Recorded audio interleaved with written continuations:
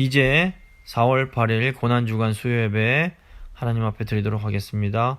묵상 기도하십니다.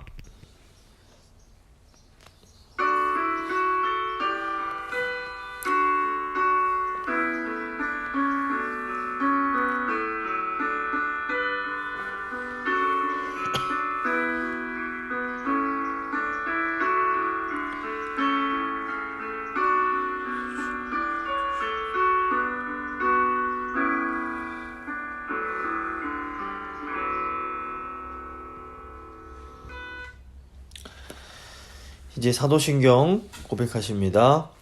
나는 전능하신 아버지 하나님 천지의 창조주를 믿습니다. 나는 그의 유일하신 아들 우리 주 예수 그리스도를 믿습니다. 그는 성령으로 잉태되어 동정녀 마리아에게서 나시고 본디오 빌라도에게 고난을 받아 십자가에 못 박혀 죽으시고 장사된 지 사흘 만에 죽은 자 가운데서 다시 살아나셨으며 하늘에 오르시어 전능하신 아버지 하나님 우편에 앉아 계시다가 거기로부터 살아있는 자와 죽은 자를 심판하러 오십니다. 나는 성령을 믿으며 거룩한 공교회와 성도의 교제와 죄를 용서받는 것과 몸의 부활과 영생을 믿습니다. 아멘. 찬송가 144장입니다. 찬송가 144장 찬양하십니다.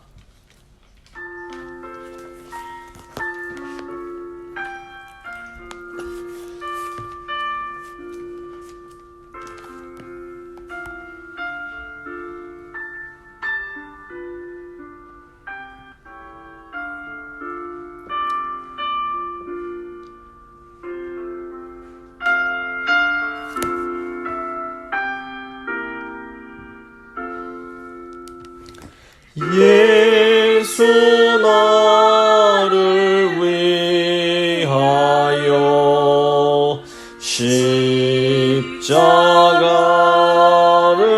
질 때 세상 죄를 지시고 고초당하셨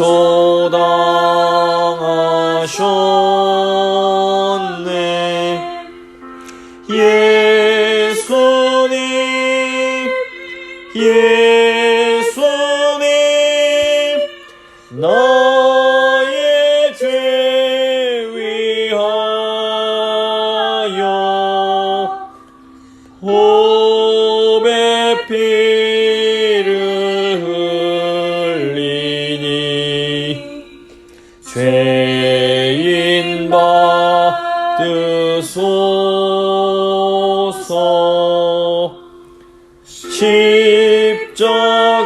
십자가를 지심은 무슨 죄가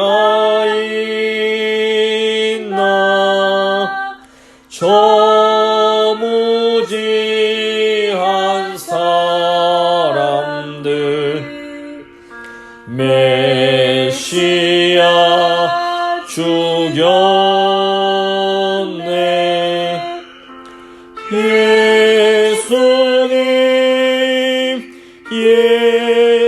예수님 나의 죄 위하여 보배 피를 흘리니 죄인 받으소서.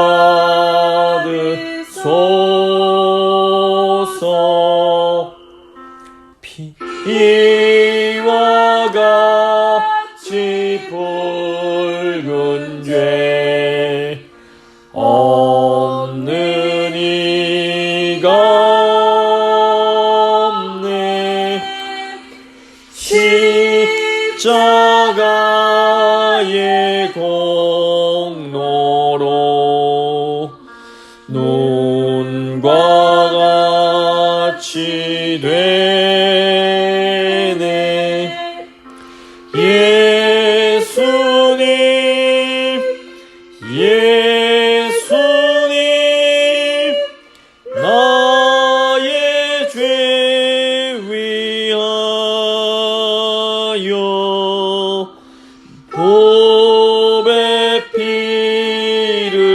흘리니 죄인 받으소서.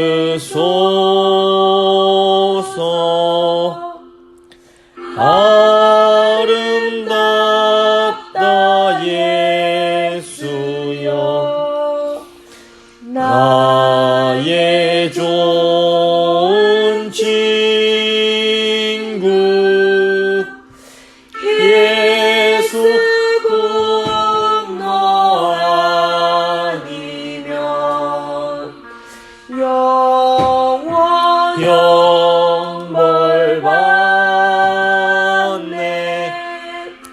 예수님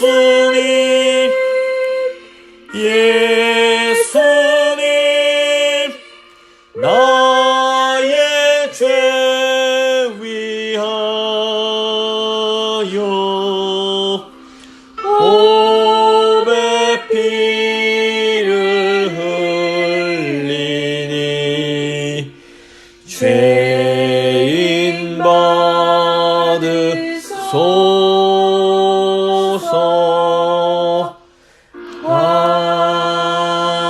아멘.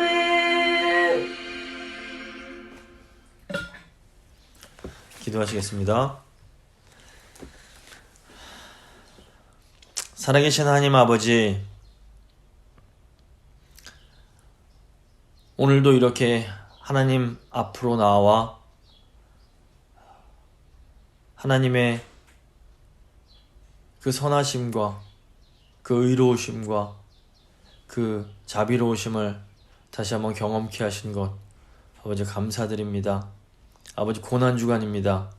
예수님께서 저희를 위하여 이 땅에 오셔서 십자가 지시기 위하여 고난받으시는 그 때를 저희가 기억하며 아버지 저희 지내고 있습니다. 주님,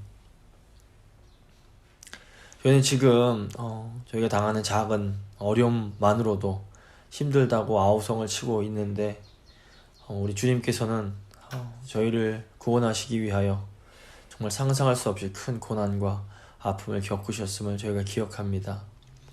하나님, 우리 주님께서 당하신 고난의 의미가 있듯 아버지 주님 안에 있는 저희가 당하는 고난에도 아버지 의미가 있을 줄 믿습니다. 좀 저희를 이 시간 통하여 그 예수 그리스도의 그 고난의 의미를 깊이 묵상하게 하시고 더 나아가 그 고난에 동참하며 또 그 고난을 통하여 아버지 주님께서 우리를 구원하셨듯 저희도 주님께서 보내신 이 세상을 구원하고 하나님의 사랑을 전하는데 사용되어 줄 수 있도록 주님 도와주시옵소서. 지금 원근 각처에서 하나님께 예배하기 위하여 눈 감고 있는 하나님의 백성들 기억하여 주시고 아버지 어디에 있든지 간에 주님 눈동자처럼 지켜주시고 성령으로 충만하게 하셔서 비록 환경은 힘들고 어려울지라도 그 영혼만큼은 주 안에서 강건해지게 하시고 하나님을 향한 사랑으로 뜨거워지게 하시고 이웃을 향한 사랑으로 더 간절해질 수 있도록 주여 도와주시옵소서. 특별히 연로하신 주의 백성들 아버지 더 강건하게 붙들어 주시고 아버지 여러가지 어려움 당한 주의 백성들 아버지 긍휼히 여기사 하나님께서 친히 지켜주시고 그 삶의 모든 것들 필요한 것들 주께서 공급해 주시기를 간절히 소망합니다. 오늘 이 예배 받아주실 하나님께 감사드리며 귀하고 복되신 우리 구주 예수 그리스도 이름으로 간절히 기도드립니다. 아멘. 오늘 주신 하나님 말씀은 이사야 53장 4절에서 6절까지 말씀입니다. 이사야 53장 4절부터 6절까지의 말씀 제가 봉독해 드리도록 하겠습니다. 그는 실로 우리의 질고를 지고 우리의 슬픔을 당하였거늘 우리는 생각하기를 그는 징벌을 받아 하나님께 맞으며 고난을 당한다 하였노라. 그가 찔림은 우리의 허물 때문이요 그가 상함은 우리의 죄악 때문이라. 그가 징계를 받음으로 우리는 평화를 누리고 그가 채찍에 맞음으로 우리는 나음을 받았도다. 우리는 다 양 같아서 그릇 행하여 각기 제 갈 길로 갔거늘 여호와께서는 우리 모두의 죄악을 그에게 담당시키셨도다. 아멘. 오늘은 그리스도의 고난이라는 제목으로 하나님 말씀 나누고 함께 기도하겠습니다. 원래 저희가 수요 예배 때 열왕기서를 함께 강의하고 있는데 오늘은 고난 주간이기 때문에 예수 그리스도가 받으신 고난에 대해서 그 의미에 대해서 한번 생각을 해보도록 하겠습니다.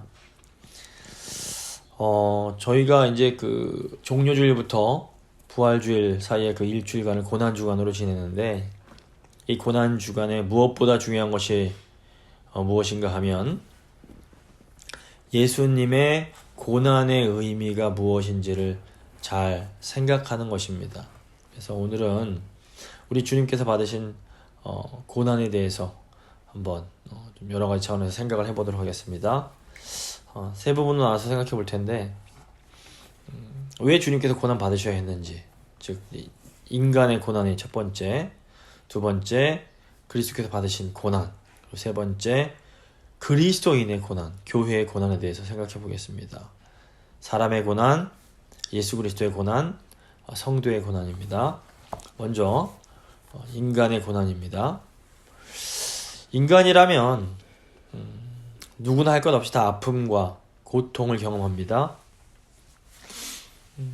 가난과 질병으로 인한 고통, 사랑하는 사람과의 이별의 아픔, 그리고 결국은 또 죽음이라는 큰 고난을 모든 사람들이 다 경험합니다.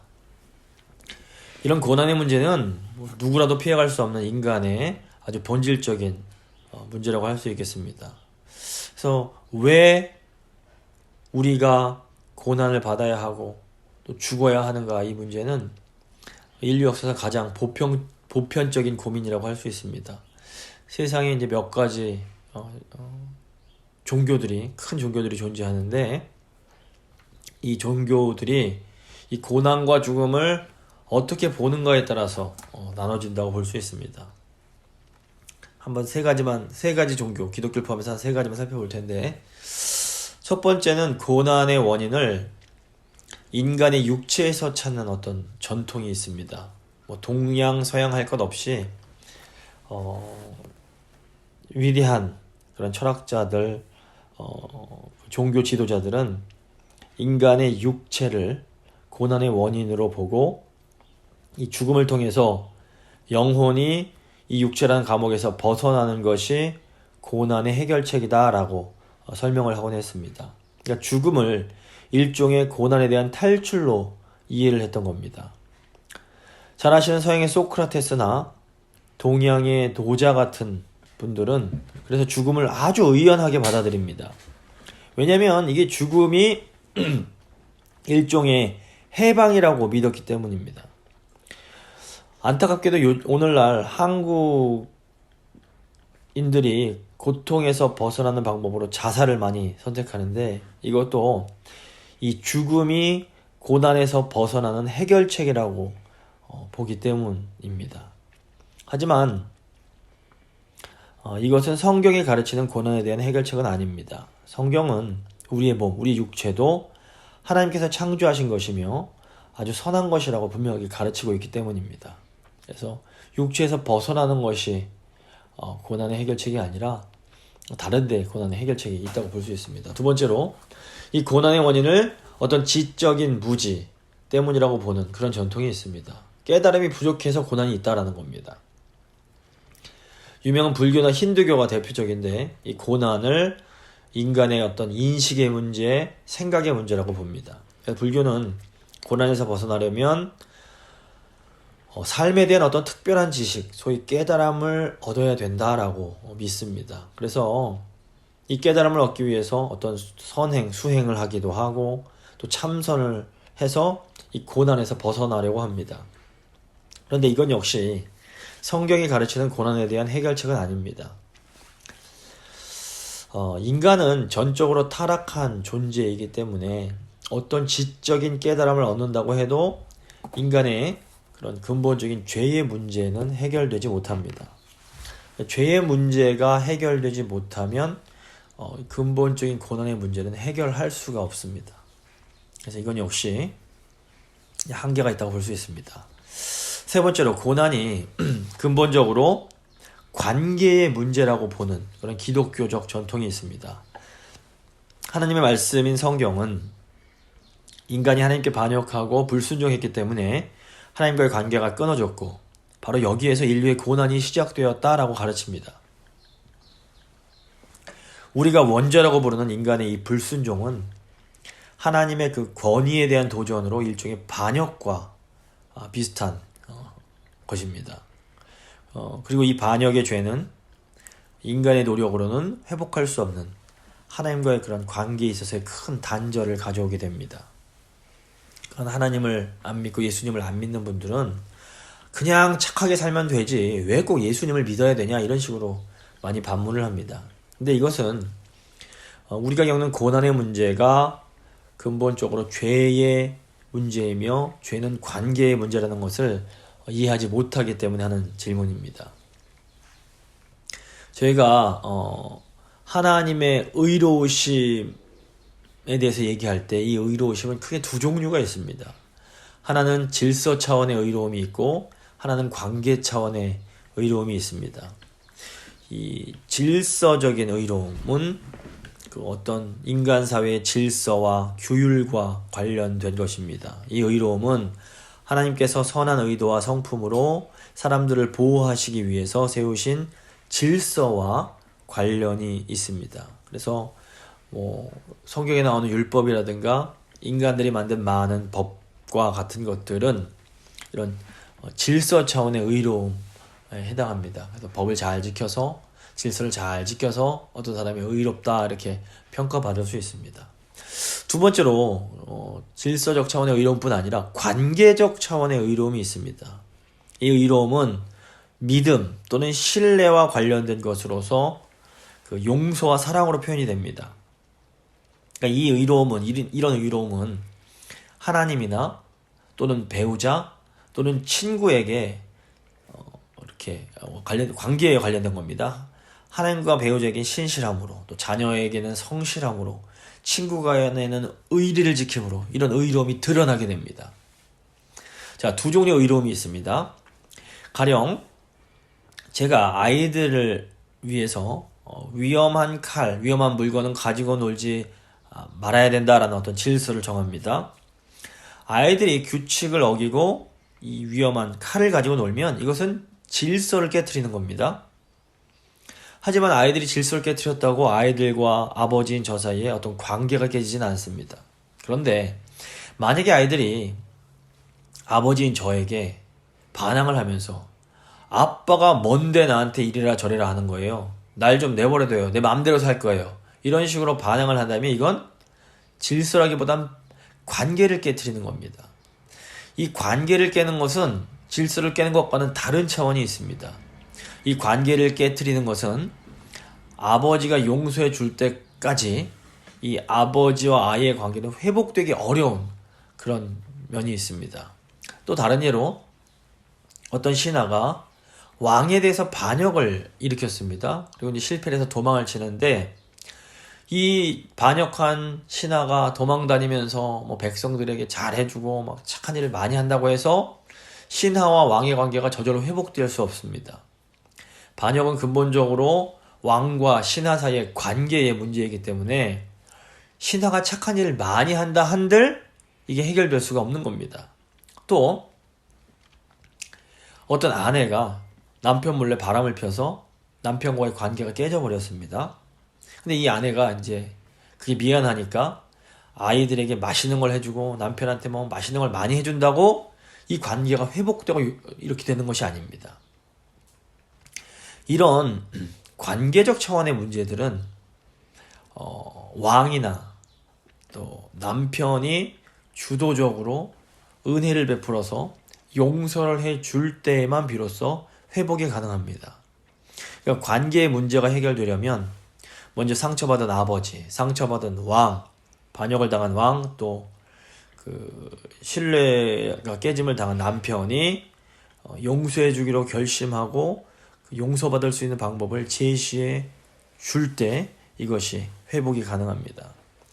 그러니까 반항하는 아이를 용서해 줄 때에 아버지의 그 관계적 차원의 의로움이 드러나고 반역한 신하에게 자비를 베풀어서 용서해 줄 때에 왕의 관계적 차원의 의로움이 드러나고, 외도한 아내를 용서해 줄 때에 남편의 그 관계적 차원의 의로움이 드러나는 것입니다.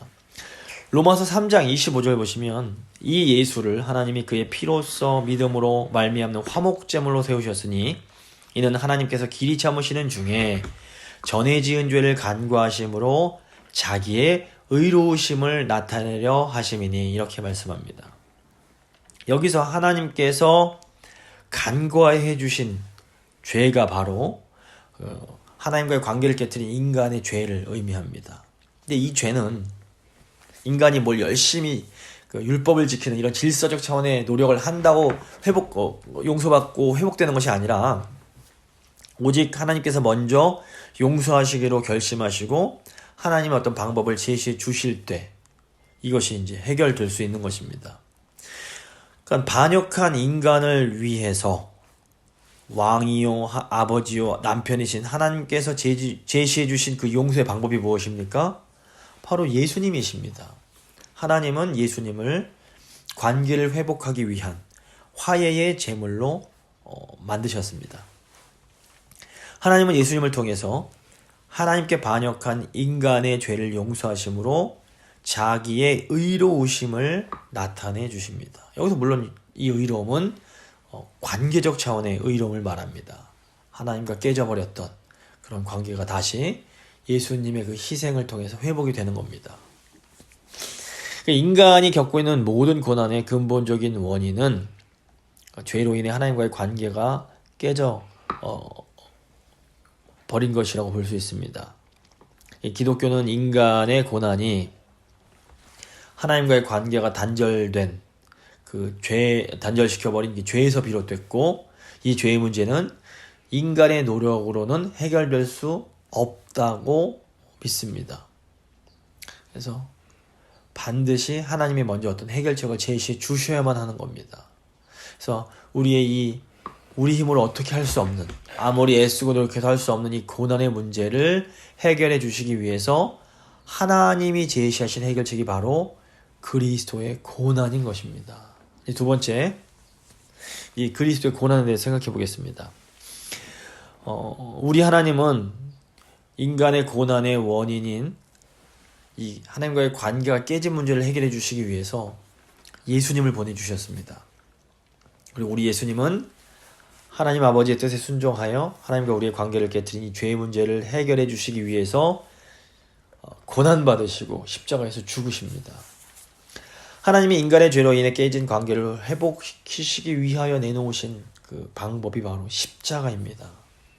오늘 본문인 이사야 53장은 그 메시아 예언, 즉 그리스도에 대한 예언으로 불리는데, 예수님께서 우리 때문에 고난받고 죽으실 것을 예언하는 내용입니다. 오늘 본문 다시 한번 읽어보면, 그는 실로 우리의 질고를 지고 우리의 슬픔을 당하였거늘 우리는 생각하기를 그는 징벌을 받아 하나님께 맞으며 고난을 당한다 하였노라. 그가 찔림은 우리의 허물 때문이요 그가 상함은 우리의 죄악 때문이라. 그가 징계를 받음으로 우리는 평화를 누리고 그가 채찍에 맞음으로 우리는 나음을 받았도다. 우리는 다 양 같아서 그릇 행하여 각기 제갈 길로 갔거늘 여호와께서는 우리 모두의 죄악을 그에게 담당시키셨도다. 사도 바울은 예수님의 죽으심으로 인해서 우리와 하나님과의 관계가 회복되었다라고 선언을 합니다. 로마서 5장 10절부터 11절입니다. 곧 우리가 원수 되었을 때에 그의 아들의 죽으심으로 말미암아 하나님과 화목하게 되었은즉 화목하게 된 자로서는 더욱 그의 살아나심으로 말미암아 구원을 받을 것이니라.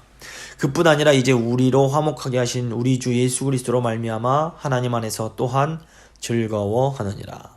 지금 이사야 선지자의 예언과 사도 바울의 그 로마서의 가르침이 우리에게 분명하게 알려주시는 것이 무엇입니까? 예수님의 고난과 죽음은 죄로 인한 우리의 고난과 죽음을 대신 감당하시는 것이었다는 사실입니다. 하나님은 도대체 왜 독생자를 죽이면서까지 우리를 용서하시고 우리와의 관계를 회복하려고 하신 것일까요? 요한복음 3장 16절을 보면 하나님이 이 세상을 이처럼 사랑하사 독생자를 주셨으니 라고 말씀합니다. 답은 하나님이 우리를 사랑하시기 때문입니다. 용서와 사랑은 언제나 함께 갑니다. 그러니까 용서와 사랑은 정확하게 정비례하는데 이게 무슨 말인가 하면 우리는 사랑하는 만큼 용서해 줍니다. 또 다시 말해서 용서해 주는 만큼 그만큼 우리가 누군가를 사랑해 주는 겁니다. 그렇다면 왜 하나님은 우리 같은 존재를 사랑하시는 걸까요? 사실 우리는 그 정답을 알지 못합니다. 성경에는 하나님이 우리를 너무너무 사랑하신다라고만 나와 있지 왜 하나님이 우리를 사랑하시는지는 나와 있지 않습니다. 사실상 저희가 보면 우리가 무언가나 어떤 사람을 좋아하는 것엔 이유가 있을 수 있습니다. 우리가 어떤 사람을 좋아할 때 착해서 좋아하고 예뻐서 좋아하고 먹을 걸 많이 줘서 좋아하고 이럴 수 있습니다. 하지만 사랑하는 데는 이유가 없습니다. 좋아하는 데는 이유가 있지만 사랑하는 것에는 이유가 없습니다. 이유 있는 사랑은 사실 진짜 사랑이 아니라고 할 수 있습니다. 이 고난을 포함한 모든 악의 문제는 누군가의 희생을 통해서만 해소가 됩니다. 그래서 우리의 고난의 문제도 누군가는 값을 치러야만 해결이 될 수 있습니다. 실제로 저희가 매일같이 음식을 먹어야만 살아갈 수 있는데 이 음식은 모두 생명이 있었던 것들입니다. 다 살아있는 것들이 자신을 희생해서 죽음으로 우리 몸속에 들어와서 우리를 살게 해주는 것입니다. 내가 살려면, 내가 생명을 유지하고 누리려면 누군가는 또 어떤 존재는 희생하고 죽어야만 하는 것입니다. 그래서 예수님께서 우리를 살리시기 위해서 고난 당하시고 죽으신 것입니다. 예수님이 기꺼이 십자가 고난을 감당하신 이유는 죄로 인해 고통받은 우리를 구원해 주시기 위해서였습니다. 누가복음 9장 22절 보시면 예수님께서 제자들에게 이렇게 말씀하십니다. 인자가 많은 고난을 받고 장로들과 대제사장들과 서기관들에게 버림받아 죽임을 당하고 제3일에 살아나야 하리라 이렇게 말씀하십니다. 예수님이 받으신 고난은 십자가 사건 이전에 예수님께서 겪으셨던 고난을 의미합니다. 그러니까 우리는 사실 예수님의 고난하면 십자가 고난만 생각하는 경우가 많습니다. 하지만 실제로는 예수님께서 이 땅에 오신 것 자체가 예수님께는 엄청난 고난이었습니다. 요한복음 1장을 보시면 그가 세상에 계셨으며 세상은 그로 말미암아 지은 바 되었으니 세상이 그를 알지 못하였고 자기 땅에 오매 자기 백성이 영접하지 않았다라고 기록을 합니다. 예수님께서 창조에 관여하신 분이신데 그 피조물이 창조주를 알지 못합니다. 알아보지 못합니다. 더군다나 우리를 구원하시기 위해서 오신 그 구원자를 영접하지도 않습니다. 예수님은 이 땅에 계실 때 사람들로부터 수없이 많은 거절을 당하시고 무시를 당하시고 무수한 오해와 핍박과 비난을 받으셔야만 했습니다. 사실 우리는 우리와 마음이 맞지 않는 사람과만 같이 있어도 별로 굉장히 힘이 듭니다. 마음이 불편하고 어렵습니다. 더욱이 우리가 누군가로부터 오해를 받는다거나 무시를 당하면 막 화가 나서 어쩔 줄을 몰라 합니다. 그런데 인간을 위해서 죽기 위해서 오신 예수님은 이런 일들이 일상과 같았습니다. 예수님을 사람들은 오해하고 무시하고 예수님을 알아주지 않았습니다. 더욱 예수님은 큰 외로움을 경험하셔야만 했습니다. 그러니까 예수님 주위에 예수님의 마음을 알아주는 사람이 단 한 사람도 없었습니다.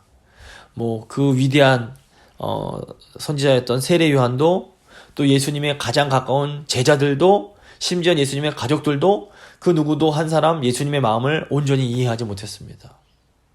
그럼에도 불구하고 예수님의 그 고난의 절정은 역시 십자가 죽음이었습니다. 예수님께서 받으신 십자가형은 당시 로마에 반역한 자들에게 내리는 아주 극형, 가장 고통스러운 형벌이었습니다. 너무너무 이게 고통스럽기 때문에 로마 시민권이 있는 사람들은 아무리 큰 죄를 지어도 십자가형으로 죽이지를 못했습니다. 그만큼 이게 고통스러운 벌이었습니다. 복음서를 보시면 예수님도 십자가 위에서 엄청나게 큰 고통을 호소하십니다. 예수께서 돌아가시기 전에 엘리 엘리 라마 사박다니, 이 번역하면 나의 하나님 어찌하여 나를 버리셨나이까 라고 부르짖으십니다. 너무너무 고통스러우셨던 겁니다. 그런데 제가 교회 역사를 쭉 살펴보면 예수님의 그 제자들, 그 초대교회 그 성도들이나 이렇게 그리스도인들을 보면 육체적으로만 보면 예수님보다 더 고통스럽게 돌아가신 분들도 있습니다. 뭐 끓는 가마솥에 들어간 분들도 있고, 팔과 다리가 사지가 절단돼서 죽었던 분들도 있고, 동물에게 뜯겨서 죽으신 분들도 뭐 여러 가지 여러분들이 나옵니다. 그런데 이 고통을 당하면서 죽으면서도 순교자들이 굉장히 의연하게 죽는 경우가 많았습니다. 그런데 왜 예수님께서는 십자가 형벌 당하시면서 그렇게 큰 고통을 표현하셨을까요? 그러니까 예수님께서 다른 예수님을 따르는 성도들보다 고통을 더 참지 못하셨기 때문은 분명히 아닐 겁니다. 왜 그랬을까요? 그것은 예수님이 그토록 그렇게 큰 고통을 표현하신 것은 예수님의 고통이 단순히 육신적인 고통이 아니라 어떤 영적인 고통, 그런 마음의 고통이었기 때문입니다. 그 자식을 잃은 부모들은 몇십 년이 지나도 그 아픔을 마음에 품고 살아가는 경우가 많습니다. 또 정말로 사랑했던 사람들을 잃은 사람은 아주 오랜 시간이 지나도 문득문득 그 상실의 아픔이 되살아나서 힘들어하곤 합니다. 그런데 이제 가만 보면 부모가 자식을 낳고 키운 시간은 길어야 몇십 년입니다. 그런데 예수님과 하나님은 영원토록 사랑하시는 관계입니다. 예수님이 하나님과 인간의 그 깨어진 관계를 회복시키시기 위해서 십자가에서 영원 전부터 사랑하시던, 그 시간이 있기 전부터 사랑하시던 하나님과의 관계에 단절을 경험하신 겁니다. 그러니까 예수님께서 하나님 아버지와 이 관계가 단절되는 이 경험은 정말로 상상할 수 없이 큰 고통이었던 겁니다. 또 아무 죄가 없으신 분이 온 인류의 죄를 전부 다 뒤집어 쓰시고 그 죄에 대한 하나님의 그 분노의 심판을 홀로 당하시면서 하나님의 그 부재, 하나님의 느껴지지 않는 그 고통을 경험하셔야만 했던 겁니다. 결국 우리 예수님은 우리를 위해서 우리가 받아야 할 육체적 고난뿐 아니라 심리적 고난, 영적인 고난을 다 혼자서 감당해내신 겁니다. 그러니까 이 십자가를 통해서 우리는 하나님이 어떤 분이신지를 알 수 있게 됩니다. 예수님이 달려 죽으신 십자가는 하나님의 그 공의와 사랑이 동시에 나타나는 아주 놀라운 계시의 장소였습니다. 십자가는 죄를 향한 하나님의 정의로운 심판이 집행되는 곳이었으며, 동시에 죄를 지은 인간을 용서하시는 하나님의 그 관계적인 의로움, 즉 그 크신 사랑이 나타나는 사랑의 장소였습니다. 하나님은 공의로우신 분입니다. 그래서 하나님은 악을 미워하십니다. 하나님은 거짓과 탐욕을, 죄악을 싫어하시며 절대로 그냥 넘어가지 않으십니다. 이것은 거짓되고 탐욕스러운 인간에겐 참으로 두려운 일이 아닐 수 없습니다. 하나님은 인간의 죄악을 절대로 그냥 간과하지 않으시고 반드시 심판하십니다. 하지만 동시에 하나님은 우리를 너무너무 사랑하십니다. 우리를 살리시기 위해서 하나님은 사랑하는 외아들을 고통스럽게 죽음의 자리로 내모실 만큼 우리를 사랑하십니다. 사실 이것이 우리에게는 다 이해할 수 없는 신비에 해당합니다. 예수님의 십자가 사건은 하나님께서 스스로 고난 가운데 들어가심으로 깨어졌던 인간과의 그 관계를 회복하신 그런 사건이었습니다. 이 사건이 지금부터 2000년 전에 실제 인류 역사 가운데 일어났고, 우리가 예수님을 구주로 받아들일 때 우리는 성령님 안에서 예수님께서 십자가에서 이루신 이 놀라운 회복과 구원 속으로 들어갈 수 있게 되는 겁니다. 저희가 비록 지금 여러 가지 어려움과 고난 가운데 있지만 우리가 이 가운데도 기뻐할 수 있는 이유는 바로 우리에게 이 구원과 이 회복의 감격이 있기 때문에 그렇습니다. 저희가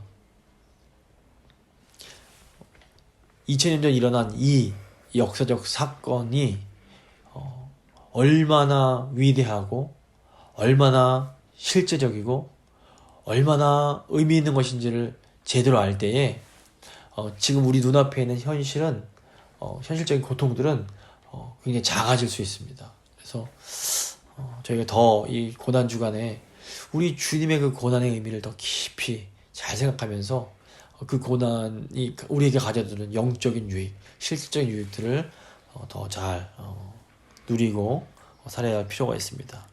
이제 마지막으로 세 번째, 그리스도인의 고난, 교회의 고난에 대해서 생각해 보겠습니다. 예수님께서는 우리의 고난의 문제를 해결해 주시기 위해서 고난을 받으셨습니다. 근데 그렇다면 이제 예수님만 믿으면 우리 고난의 문제가 다 단번에 해결되는 것일까요? 이 질문에 대한 대답은 한편으로는 그렇기도 하고 한편으로는 그렇지 않기도 합니다. 우선 우리가 예수님을 믿고 하나님의 자녀가 되면 우리가 경험하고 있는 고난의 많은 부분이 해결되는 차원이 있습니다. 오늘 보면 5절 보시면 그가 찔림은 우리의 허물 때문이요 그가 상함은 우리의 죄악 때문이라. 그가 징계를 받음으로 우리는 평화를 누리고 그가 채찍에 맞음으로 우리는 나음을 받았도다. 이렇게 말씀합니다. 예수님의 십자가 고난으로 인해서 우리 삶에는 실질적인 하나님의 은혜가 임하게 됩니다. 예수님이 징계를 받으심으로 하나님과 원수가 됐던 우리는 하나님의 자녀가 돼서 이제 하나님 안에서 평화를 누리게 됩니다. 그래서 우리는 하나님과 화목하는 하나님을 언제라도 아버지라고 부를 수 있고 하나님을 더 이상 두려워하면서 하나님께 나아가지 못하는 그런 어려움이 있을 필요가 없는 겁니다. 또 예수님이 채찍에 맞으심으로 우리는 우리의 상처가 치유를 받게 되었습니다. 요한복음 10장에서 예수님은 내가 온 것은 양으로 생명을 얻게 하고 더 풍성히 얻게 하려 하는 것이라 라고 말씀하십니다. 그리스도인은 예수님이 십자가를 통해서 이루신 이 생명을 얻고 더 풍성히 얻어야 합니다. 주님이 우리에게 주시는 이 생명을 얻고 더 풍성히 얻는 것은 우리의 특권인 동시에 책임입니다. 그래서 우리가 하나님 앞으로 나아가 예배를 드릴 때마다 우리는 예수님을 통해서 주시는 이 하나님의 생명을 얻기 위해 힘써야 합니다. 우리가 예배를 통해 하나님과의 그 깊고 풍성한 교제 속에서 하나님이 주시는 안식을 누리지 못하면 우리는 이 세상 속에서 예수님을 따르는 제자로 살아갈 수 없습니다. 그렇기 때문에 우리는 예배 때마다 우리의 고난의 문제, 어려움의 문제를 다 가지고 주님 앞으로 나가야 됩니다. 그리고 주님 앞에 그 모든 것들을 다 내려놔야 됩니다. 그러면 주님께서 우리의 모든 근심과 걱정과 고통을 아시고 우리의 마음 가운데 세상이 이해할 수 없는 놀라운 평안과 안식을 허락해 주십니다. 이게 그리스도인이 고난 가운데도 이 세상에서 당당하게, 힘차게, 담대하게 살아갈 수 있는 가장 중요한 비결이 됩니다. 우리가 하나님을 온전히 하나님께 살아있는 예배를 드릴 때에 우리는 하나님이 주신 안식과 평안을 누리며 살 수 있습니다. 하지만 동시에 이 땅에서 사는 우리는 아직 완전한 안식을 누리지는 못한다는 것도 인정해야 됩니다. 예수님께서 초림하심으로 하나님 나라가 시작되었지만 아직 이 하나님 나라가 완전히 완성되지 못한 겁니다. 그래서 하나님 안에서 우리의 상처가 치유가 된 부분이 분명히 있고 또 우리의 고난이 회복이 되었고 우리가 지금 안식을 경험하고 있지만 아직 우리에게는 해결되지 못하는 어떤 어려움, 해결되지 못하는 고난도 남아있는 겁니다. 그래서 우리는 예수님께서 다시 오실 예수님의 그 재림을 기대하면서 하나님 나라가 완전히 이루어지기를 소망하며 기도하며 살아가는 겁니다. 가장 좋은 것은 아직 오지 않았습니다. 그렇기 때문에 지금 아직 완전치 못한다고 해도 절망할 필요가 없습니다. 주님 다시 오실 때 모든 것이 완전해질 것임을 저희가 믿기 때문에 그렇습니다. 그런데 저희가 이때 동시에 또 기억해야 할 것은 그리스도 안에 있는 우리에게는 이제 지금 우리가 겪고 있는 고난은 더 이상 무의미한 고난만은 아니라는 사실입니다. 우리가 그리스도 안에서 하나님의 자녀가 될 때에 하나님 아버지는 이제 교회인 우리의 고난을 사용해서 우리를 그리고 이 세상을 더 거룩하고 아름답게 빚어가십니다. 고난은 성도가 거룩해지는, 성화되는 최고의 수단입니다.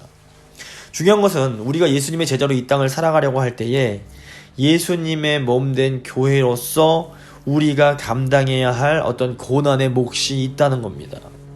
물론 우리가 겪는 고난은 예수님이 우리를 위해서 받으신 이 대속적 고난과는 차원이 다릅니다. 예수님은 우리를 살리시기 위하여 우리를 대신해서 고난 받으셨지만 우리는 다른 이들의 죄를 대신 감당할 수는 없습니다. 하지만 예수님을 따르는 제자의 삶, 교회의 삶에는 예수님의 그런 고난과 비슷한 측면이 있는 겁니다. 사도 바울은 골로새서 1장에서 나는 이제 너희를 위하여 받는 괴로움을 기뻐하고 그리스도의 남은 고난을 그의 몸된 교회를 위하여 내 육체에 채우노라 라고 말을 합니다.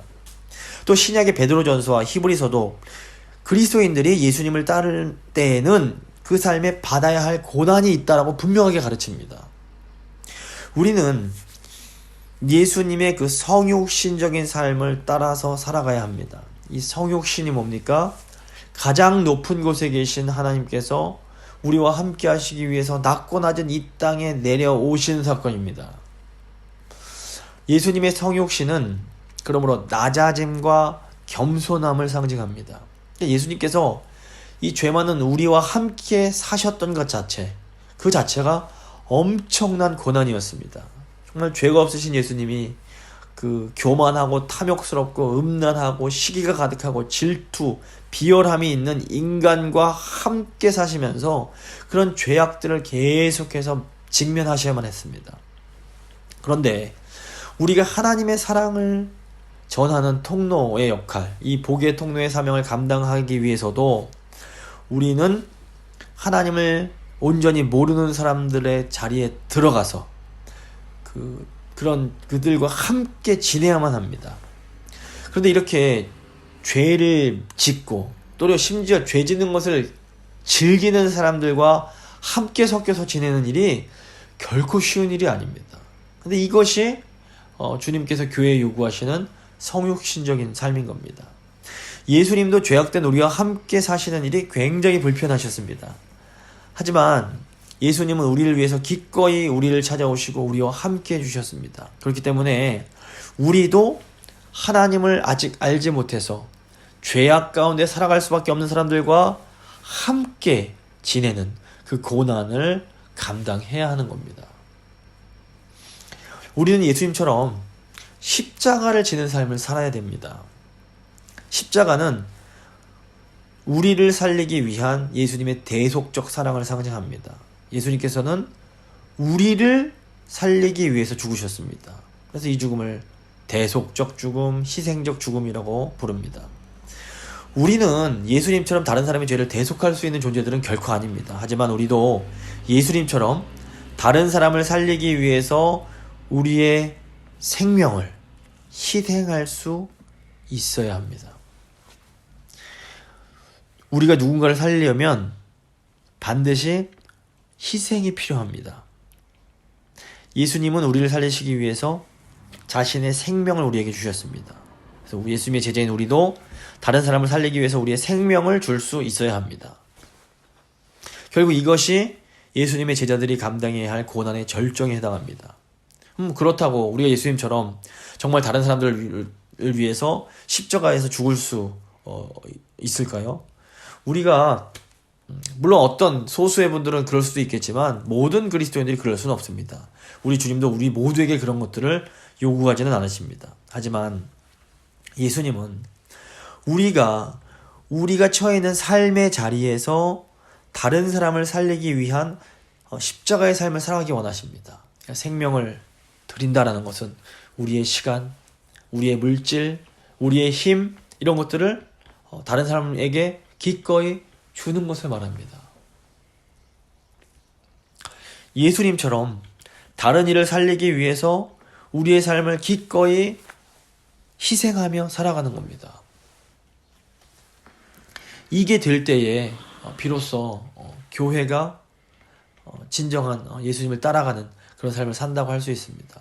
그래서 이 고난 주간에 저희가 한번 교회로서 우리가 해야 할 것이 무엇인지 한번 좀 잘 생각해 볼 수 있기를 바랍니다. 무엇보다 저희 지금 움직일 수도 없고 우리가 할 수 있는 것이 무엇일까요? 우리의 시간과 우리의 노력과 우리의 마음을 쏟아오며 다른 이들을 위해서 기도해 주는 것, 저희가 그거 할 수 있습니다. 그래서 지금도 그 코로나 바이러스 질병 현장에서 싸우고 있는 환자들을 위해서 기도할 수 있고, 의사와 간호사들을 위해서 기도할 수 있고, 또 이를 위해서 애쓰고 있는 정부기관들 하시는 이 일들을 위해서 하고 있는 많은 분들을 위해서 함께 기도할 수 있습니다. 또 지금 고통받고 있는 많은 분들 위해서 함께 기도할 수 있습니다. 저희가 이 고난 주간에 다른 것을 모를지라도 예수님의 그 우리를 위해 사셨던 그 희생적 삶을 기억하면서 저희도 또 작은 물질이라도 큰 부분 아닐지라도 이렇게 나누고 베풀면서 살아갈 수 있게 되기를 간절히 소망합니다. 이제 한번 같이 하나님 저희를 위해서 죽어주신 거 너무너무 감사합니다. 저희도 주님과 함께 살기 원합니다. 주님께서 주신 그 삶을 저희도 살기 원하고 주님께서 가신 그 길을 저희도 가기를 원합니다. 간절한 마음으로 한 2, 3분간만 기도하도록 하겠습니다. 기도하시겠습니다. 주님 감사합니다. 나는 기독교 차원의 의와 관계적 차원의 의가 있는데 하나님 아버지의 관계적으로 아버지 깨어져버린 우리 가운데 하나님 아버지께서 일을 이루셔서 하나님 우리의 착함과 우리의 어떠함이 아니라 우리 하나님께서 먼저 베푸신 그 의로 말미암아 우리를 구원해 주신다 감사합니다. 하나님 우리의 어떠함과 우리의 율법 준수 때문이 아니라 하나님 아버지 오직 예수님 그리스도를 우리에게 보내시기를 작정하시고 그것을 계획하시사 그것을 시행하셨기에 하나님 지금 우리가 하나님과의 관계가 회복되고 하나님 우리가 구원을 얻었음을 주님으로 고백합니다. 하나님 아버지 우리가 이렇게 예수 그리스도의 아버지 살아계신 하나님, 저희가 예수님께서 저희를 위하여 받으신 고난을 생각합니다. 주님, 저희는 그 사랑을 받을 자격이 없는 자들인데 하나님이신 분이 저희를 살리기 위하여 인간이 되어 오셨고 당하지 않으셔도 되는 고난을 당하시고 고통스럽게 십자가에서 죽으셨습니다. 그 희생적 죽음을 통해서 저희를 다시 살게 하셨습니다. 주님, 지금 온 세상이 고통을 겪고 있습니다. 이럴 때 아버지 주님의 고난의 그 의미를 다시 한번 기억하게 하시고 교회로서 저희도 아버지 예수님처럼 기꺼이 이웃을 위하여 고통받는 이 세상을 위하여 희생하는 삶을 살아갈 수 있도록 주여 도와주시옵소서. 근데 주님, 저희는 너무 약해서 할 수 있는 것이 너무나 없습니다. 주님, 저희가 할 수 있는 작은 것, 당장 아버지 무릎 꿇고 기도하는 것부터 시작할 수 있도록 주여 도와주시옵소서. 주님, 그리고 작은 힘이나마 저희가 가진 것들을 이웃과 함께 나누며 살아갈 수 있도록 주여 도와주시옵소서. 주님, 저희가 입으로만 사랑하는 것이 아니라 정말 저희의 삶으로, 행동으로 살아갈 수 있도록 주여 도와주시옵소서. 그래서 이 힘들고 어두운 때에 이 교회가 이 세상을 비춰주는 작은 불빛이 되어줄 수 있도록 주여 함께하여 주시옵소서. 지금 코로나 질병으로 인해서 고통받는 많은 분들 주님 기억하여 주시고 주님 긍휼히 여겨주시고 특별히 경제적으로 어려운 소외된 계층의 분들을 주님 기억하셔서 주님 도움의 손길들을 보내주시고 이 어려운 시간들을 잘 이길 수 있도록 주여 함께하여 주시옵소서. 주님, 교회로서 저희가 해야 할 일들이 무엇인지 깨닫게 하시고 그 일들을 적극적으로 해 나아갈 수 있도록 주님 저희와 함께하여 주시옵소서. 감사드리며 예수 그리스도 이름으로 기도드립니다. 아멘. 아멘. 이제 찬송가 149장 찬양하시겠습니다. 149장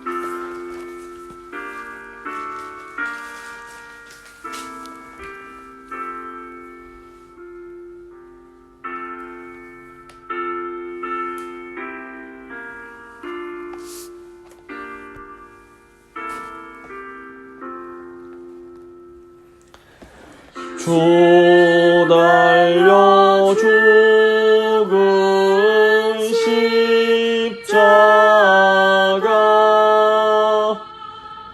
우리가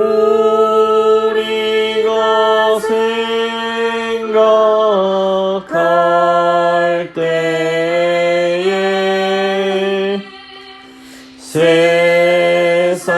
세상에서 심은 헛된 줄 알고 버리네.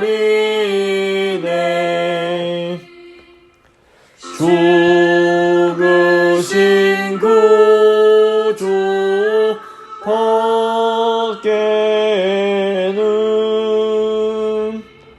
사랑을 말게 하소서.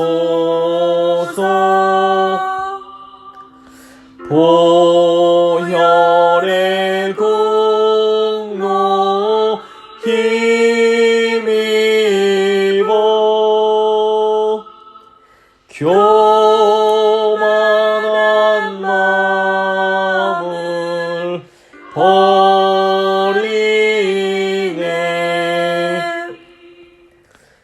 못 박힌 손발 보니 금잡이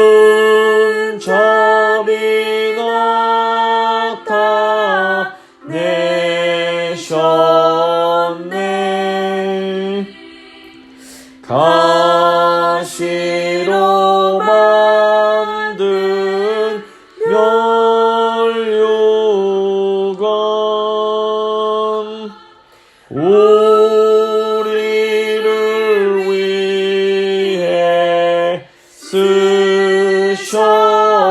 쓰셨네.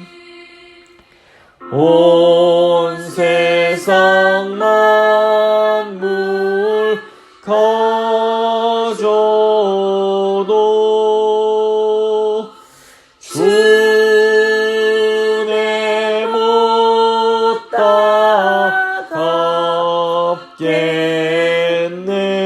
따갑겠네.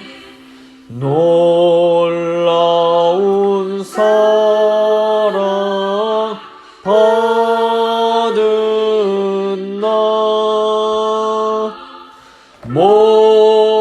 몸으로 제물 삼겠네. 아멘.